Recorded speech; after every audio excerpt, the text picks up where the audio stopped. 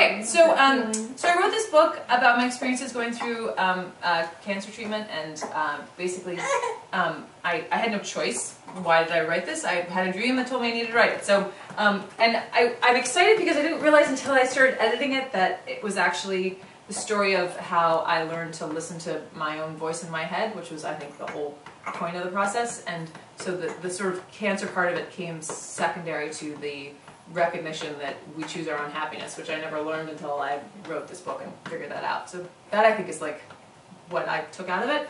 But so I was going to read a part from sort of the beginning and then a part towards the end to get you that sense of like progression, the Bildungsroman, as they say. So I'm in the hospital of U of M. You guys have all been there probably, unfortunately. And we are just about to meet a new doctor, and I'm sitting next to my husband, who's also a doctor, and you guys all know him. So anyway, his name is George in this book. Yeah, my husband is George in this book. Yes, it's not his real name, but anyway. So okay, so we're sitting in the same waiting room that we've gone to for like 7 months, and they give us a piece of paper that says like you need to fill out all your information out again. And I turned to George. What the hell is this? I've been coming to the same waiting room for almost a year. All my information is in their computer. Are they so inept they can't even look into their own system for my information? And there's like, it's like a crowded place, right? And George turns to me. Corinna, you yelled at me this morning on our run. Can we consider the idea that you're not really in a good space right now? I have enough going on without babysitting such incompetence in my head. Whatever, I'm not filling this out. I'm insulted. Why can't they even pretend to be competent? These are the people I'm going to put in charge of filling me with toxic chemicals? I don't fucking think so. We're whispering furiously to each other, surrounded by people.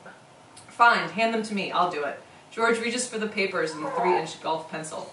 I pull the papers away from him. No! You should not be filling this out. And by the way, your profession is completely stupid and incomprehensible to me.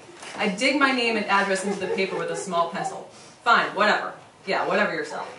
Dr. Peck walks into the examination room 90 minutes after our appointment time. Sorry, I'm running late. I've been running around all day. You don't mind if I have my late lunch, do you? He is holding a can of Coke in his hand. No, of course not. He starts his list of standard questions. Finally, Dr. Peck reaches, so, do you smoke? This is in my head. Excuse me? Mr. Genetically Modified Corn Syrup, Phosphoric Acid, and 1 cup of a refined sugar Coke man?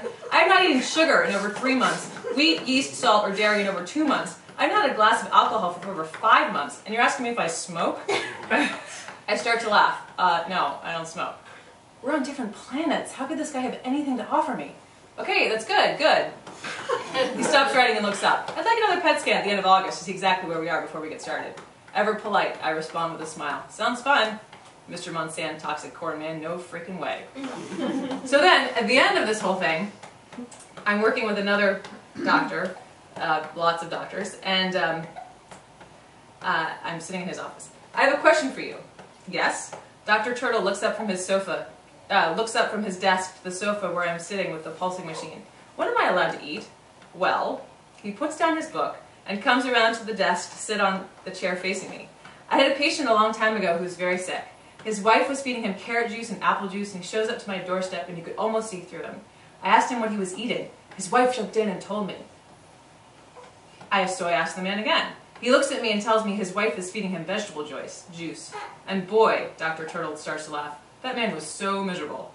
So his wife goes out to use the bathroom, and I ask him what he grew up eating. And his eyes grew wide and happy, and he says, oh, we were beef farmers. I grew up eating meat every day. So right then I knew what the trouble was. What in the world is the story about? Hold on, he will get there. This is in my head. What was the trouble? I asked Dr. Turtle. Well, you see, every single one of us is different, and he had grown up with lots of meat, so his body was missing it. I told his wife to make him a strong meat broth and feed it to him anally. He was too sick to absorb it through his stomach, and within 3 weeks he was a new man. Anally? He fed himself broth anally? So, what am I allowed to eat? Dr. Turtle looks at me. I look at him. Please don't say anal beef broth in my head. You can eat anything you want. The important thing is you need to bless it before you put it into your body. So, that's kind of like a... Yeah. Full circle. Full circle. And it's all about food, right? Yeah.